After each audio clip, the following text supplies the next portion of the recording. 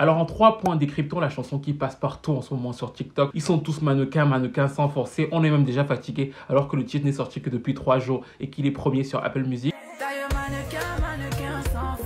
C'est un titre de compas zouk avec des sonorités un peu urbaines et Aya connaît sa formule. Une des choses qui fait sa force, c'est qu'elle connaît son public et qu'elle image beaucoup ses refrains. C'est-à-dire que quand vous entendez tout de suite le mannequin, mannequin sans forcer, on n'a même pas eu besoin d'entendre la chanson entière pour savoir que tout son public allait faire des TikTok dessus. C'est-à-dire que c'est une écriture, une top-lineuse qui image beaucoup sa musique.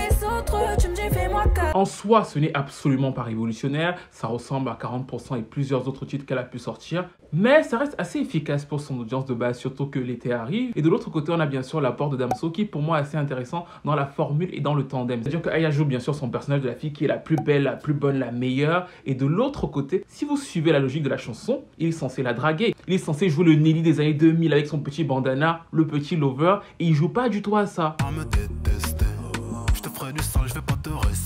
Un, au niveau de la personnalité vocale, il reste lui. Mais deux, alors que la chanson aurait pu se vouloir comme un tandem et en plus c'est un zouk, il aurait pu venir vers elle pour essayer de draguer. Il est resté dans son personnage du mec un peu dur, un peu trash, même sur un zouk pour ne pas non plus déconnecter son audience à lui.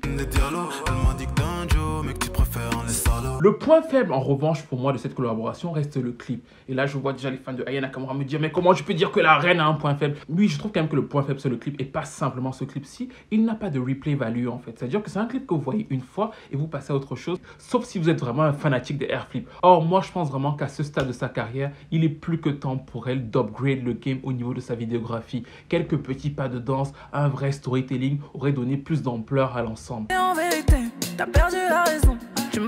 À titre personnel, je ne suis pas forcément l'audience de ce genre de titre parce que les refrains qui tournent en boucle comme ça me lassent très vite. J'aurais peut-être préféré, d'ailleurs je rêvais de voir ce que ça aurait donné de voir Aya s'insérer dans l'univers de Damso. En revanche, j'ai très envie de savoir après le succès que ça aura plus ou moins cet été, ce que donnera l'album, s'il y aura une évolution musicale et s'il y aura véritablement une stratégie derrière la conquête et l'assise sur d'autres marchés internationaux. J'attends vos avis dans les commentaires.